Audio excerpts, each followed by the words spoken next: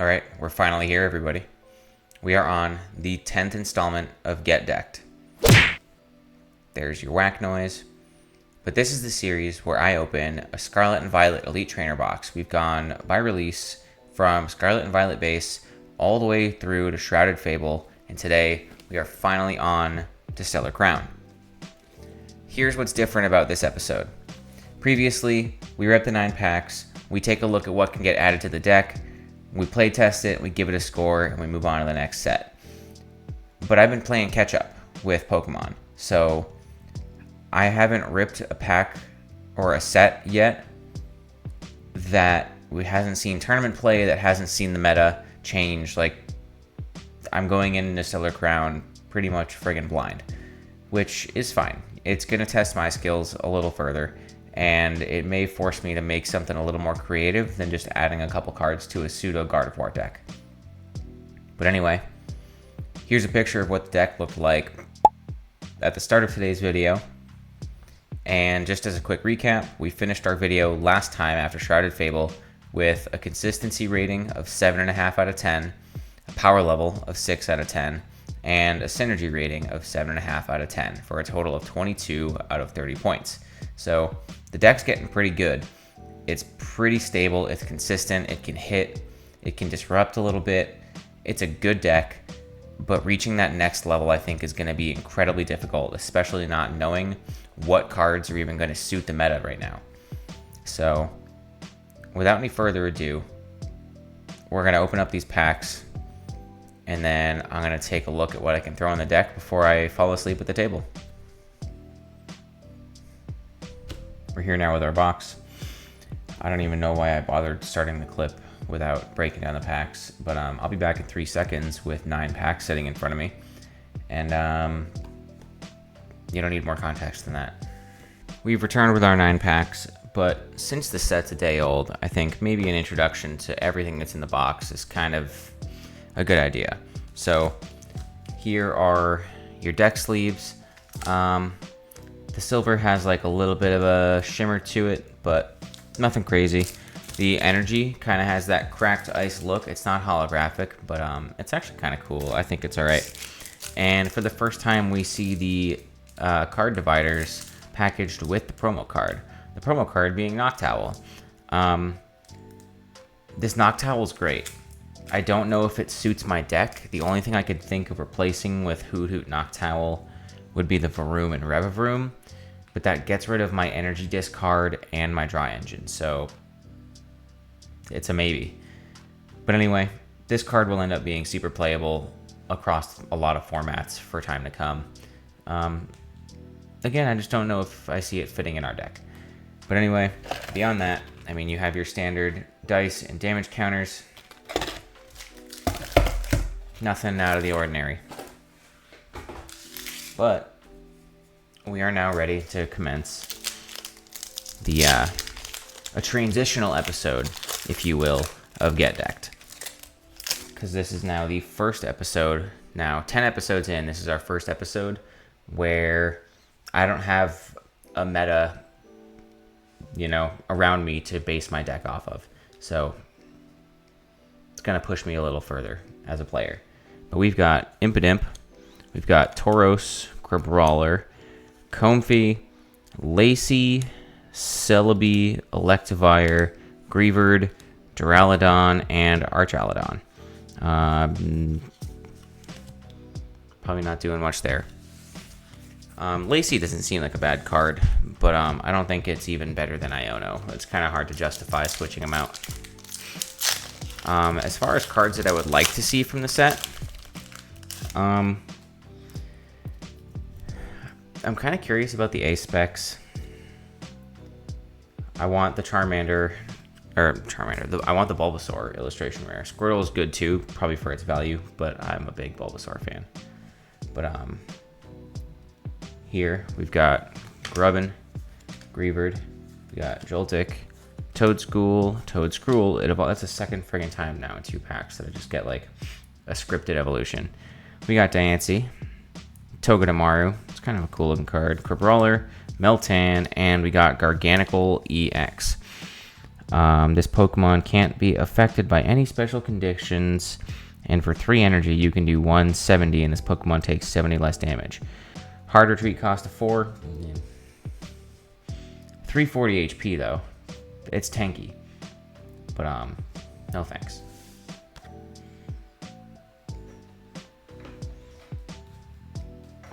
God, where did I put? Temporarily, momentarily, anyway, misplaced my sleeves. Not for nothing, but it's been a pretty long week in my household. My son is in middle school. He's been adjusting to that. He had a tooth pulled today. Work's been crazy. I also work with children, so my job is nuts all through September. It's Friday evening. It's like 10 o'clock. I want to go lay down, but I want to rip the set more, I guess. So bear with me here. Bear with my camera. All right. We got Yenfu. We got the Mo Rotom, Scorbunny, a Cover Fossil, Crispin. I know Crispin's good, but actually Crispin could be good in my deck because I have 2 different kinds of energy. Okay. Crispin could be an in. Talonflame, the Area 0 Underdepths. I've had issues with bench space previously, but I think with the way the deck is now, I don't think this is a must. We got a Raging Bolt, just a single prize Raging Bolt. I actually haven't seen this one yet. 30 damage to one of your opponent's Pokemon for each energy attached to this Pokemon. That's not bad.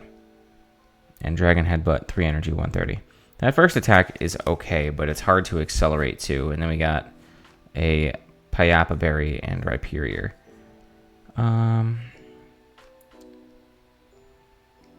Yeah. Alright, not much there. Again, I think Crispin has potential to end up with a couple of them. Could help further accelerate to Roaring Moon while still getting Psychic Energies in my hand to keep things moving with Gardevoir and my Psychic Pokemon. So, I like it. But we are on pack number 4, I believe. We got Chinchou, a Yamask, Bombirdier, a Rhyhorn, Jirachi. The Glass Trumpet, Glass Trumpet rather, is a great card, but it's very niche, and it's not suiting me. Luminion, Applin, Electabuzz, and Dreadnought.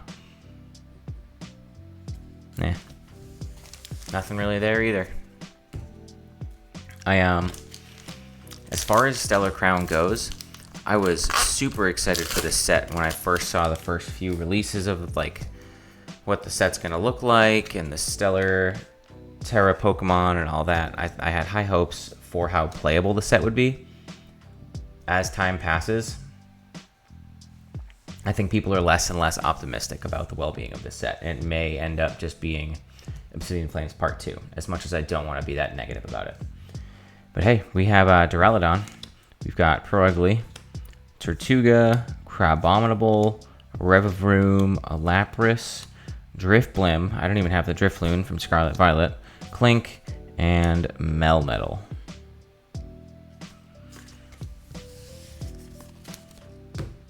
Well, past the halfway point in the opening, and I might have one card that's actually worthwhile.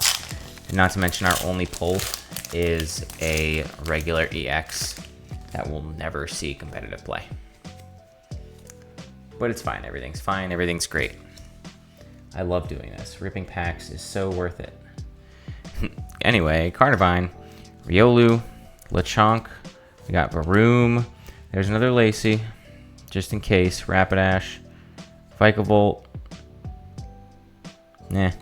Cyclizar, Salazzle, and Caracosta. I don't know. Hope is fading fast. It's kind of a concern, honestly, at this point. Because unless these last 3 packs, A, have a couple decent pulls that aren't just regular EXs, or B, have something playable, this is probably going to be the most underwhelming video of the series. And there have been some fucking duds, and I'm talking to you, Twilight Masquerade. But hey, Greavard, Rhydon, Morgrem, Glossifleur, Toedscruel, Kofu. 2 cards from your hand on the bottom of your deck in any order. If you put 2 cards on the bottom of your deck in this way, draw 4. That's like Dendra. Like, who gives a shit? Mienshao, Eldegoss, Ponyta, and Bouffalant. The Bouffalant and its curly wall are great, but it only helps for colorless Pokemon, which aren't in my deck. So we have 2 more packs before my sanity slips. And I just go on a rampage. Varoom, there's a Drifloon. Not a good Drifloon, but it's a Drifloon. Clink, there's our Hoot Hoot for our Noctowl, and just in case. Talonflame, Kofu again, Kick Rocks, Buddy. Really bad Mewtwo. Talonflame, Clang, and Raging Bolt again. Dude, if I open 9 packs of this set and I go home with a Garganacl EX in the Noctowl promo, I'm not going to buy this fucking set. This is atrocious. I'll buy the singles if I feel like they need to go in my deck. But so far this video is a reason not to buy Stellar Crown. And again, I try to be positive. I try to hype up Pokemon where I can. Like, it's a good company. I'm playing a children's card game as a hobby. So don't let me try to talk it down. Fuck.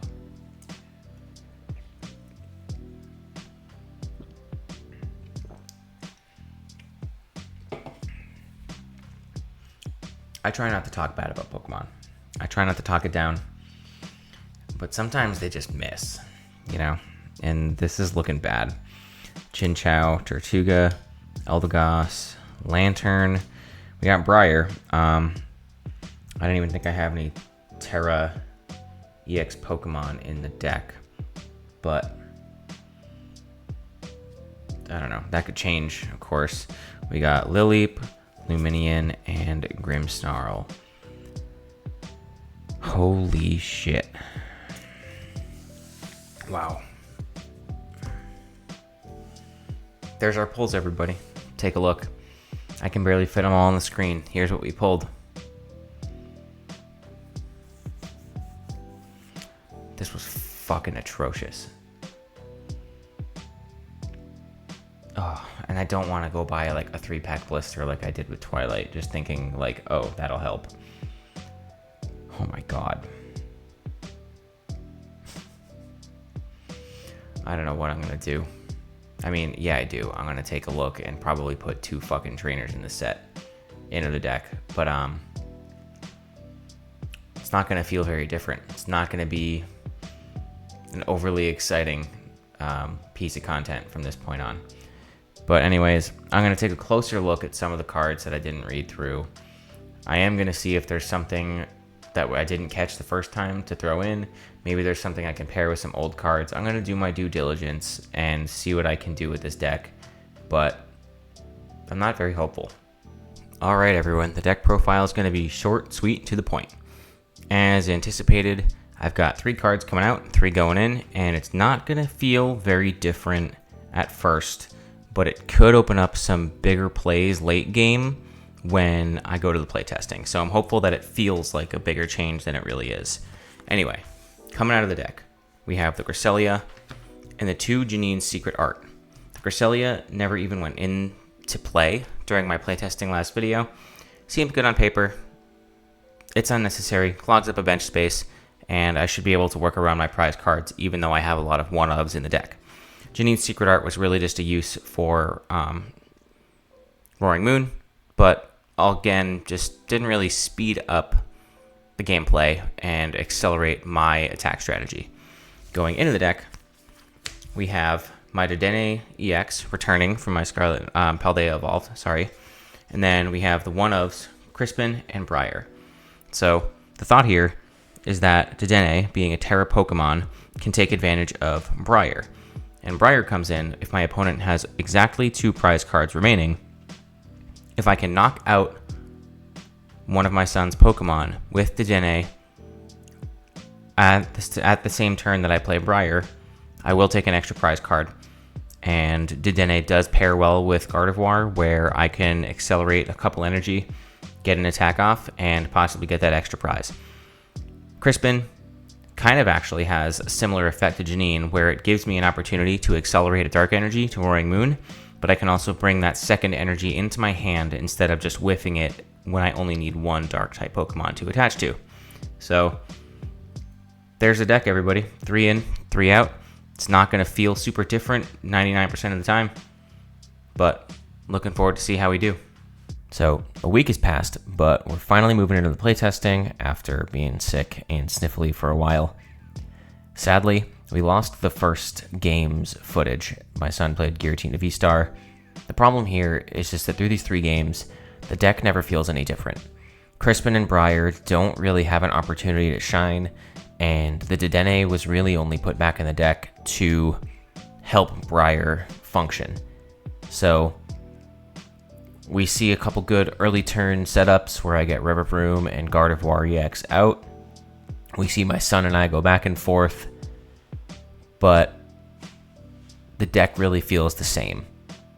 And it's kind of sad because Briar gives so much potential to this deck, where your opponent has to almost purposefully avoid going down to 2 prizes, trying to land on 1 or 3 just to avoid getting Briared and getting that extra prize taken on my end. But at any rate, we'll show some highlights from the playtest and we'll go into the deck review. By now, you see my turn land me with Gardevoir EX and energy in the discard, and this is where I'm able to start attacking with Screamtail. My son is playing with the new Stellar Crown deck, which I got no cards from.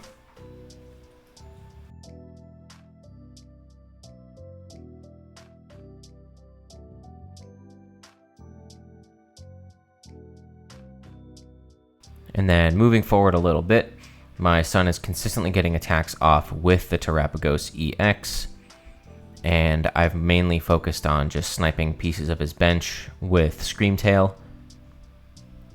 But as you see on my bench, my Gardevoir's got 200 damage counters on it, and I take this opportunity to get Dedenne's attack off and move those damage counters onto my son's board, clearing my Gardevoir of that damage.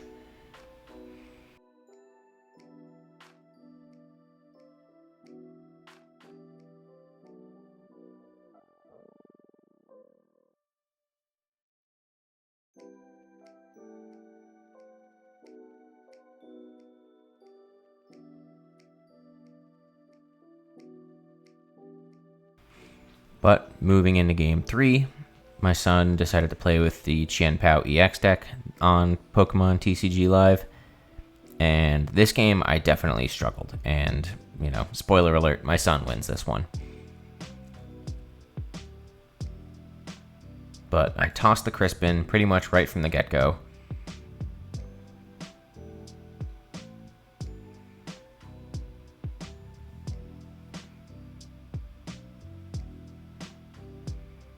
Get the TM evolution off, even though my Kirlia is prized, so I'm stuck with 2 Ralts and no Gardevoir. But that does not stop me from using Revavroom's ability, drawing more cards, and once again getting Gardevoir out there in a timely manner.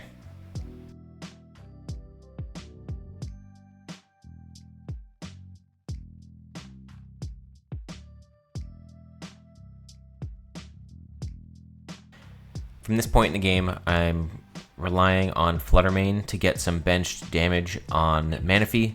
If I can get Manaphy into the discard, I can start hitting bigger damage on my opponent's bench with Screamtail. But it ends up being a slow process as I'm only moving 2 damage counters each attack, and my son Turos his first Chien-Pao, which keeps me from taking more prizes. But with a little bit of gust, I'm able to stall out a couple turns and get some good attacks in and eventually knock out the Manaphy.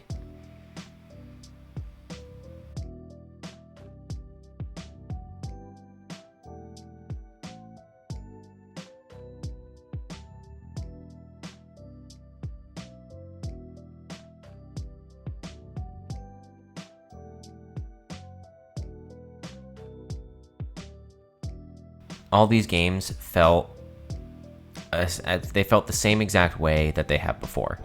The pace was the same. I was able to get set up quickly, but had some delays in taking prize cards, along with my son kind of having the same issue. The deck's working consistently. It's hitting for enough damage some of the time.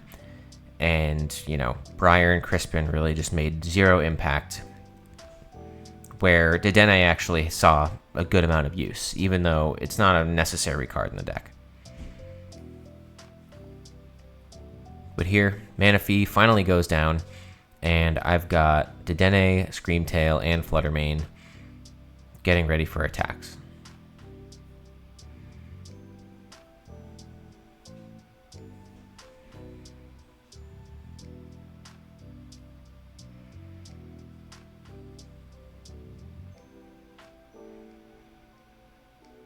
With the main problem being that Screamtail, without a Bravery Charm or Luxurious Cape or something to buff its HP, can really only hit for 160 on the bench, which is just not enough of a threshold to knock out Mew or Luminion or Chien-Pao EX, so it's a very limiting factor.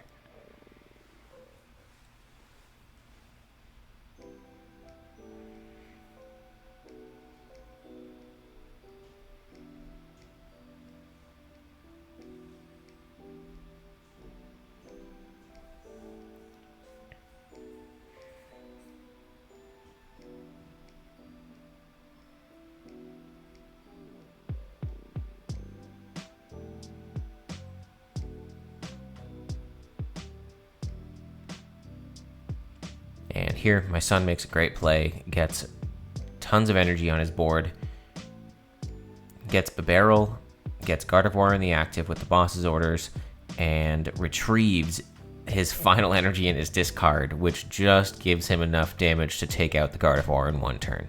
So I applauded him on this. For someone that hasn't played Chien-Pao, he strung that together pretty well and knocked out a big Stage 2 EX in one turn. Which, of course, is what kind of sent me to lose in this game, just not being able to get Gardevoir back in the game.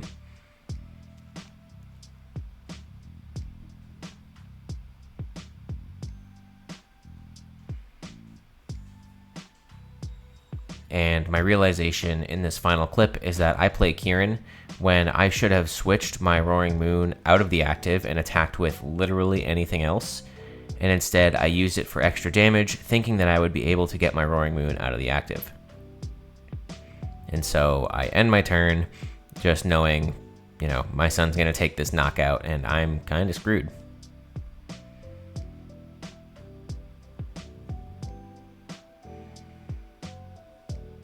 So there's the Calamity Storm, with Mew copying my attacks. I take a second to think, but I know that none of my Pokemon have the damage output to take 2 prizes this turn, and I just knew I was beat. And that's the playtesting. So I've been sick for a week, and then I've been busy this week, and having to like think every day about editing this video has been hell. I've opened the worst Elite Trainer box of Pokemon cards that I think I can imagine that I could open. Not even just as far as like playability, collectability. I got 1 EX. I got 2 cards worth putting in the deck, and they did nothing for me. So, and like to add insult to injury, I went and bought a 3-pack blister just to kind of see more of the set, and I pulled the Gold Bravery Charm and the Sparkling Crystal A-Spec, which both would have been perfect in this deck. So I really just hate Stellar Crown right now. It's not even that I hate the set, it's that I hate how this video is going to come out. I hate that it's just not adding anything to the series except despair. It's another one where I considered just buying a whole new ETB and just starting fresh. But again, that's not true to what the series is. You know, if I wanted to just take the best cards from every set and make a deck, it would just be a meta deck. You know, I'm trying to work with what I got, and I got fucking hosed. So, scores don't change. Consistency is going to stay at a 7.5 into the next video, which will be serving Surging Sparks, which seems pretty good. Power, I would love to give Power a bump with Briar. Just the ability to take an extra prize card with Dedenne sounds great, but it hasn't come to fruition even once, so I can't justify that. And then Synergy is again at a 7.5. So the deck is still good, but it just didn't get any friggin' better. So again, the next time you see me, maybe Surging Sparks. I am cooking up a little something in the meantime, but I'm still waiting for that to come to life, and just trying to not stay so goddamn busy in the meantime. But if you made it to this point and you sat through this dismal opening, thank you. It means a lot, really. This series has been fun, and even as I'm just pissing and moaning about how bad this friggin' box is, just kind of creates the room for the series to get better down the line, you know? And it just wouldn't be, this series wouldn't be what it is if I just got what I wanted when I wanted it all the time. Like, then the deck would just be a meta deck, and it would be defeating the purpose. So it's testing me, I guess. But hey, I've been rambling way too friggin' long. Thank you again for watching. Thanks for your patience on this video. Again, 2 weeks delay is not what I wanted, but it's finally here. See ya in the next video, whatever that may be.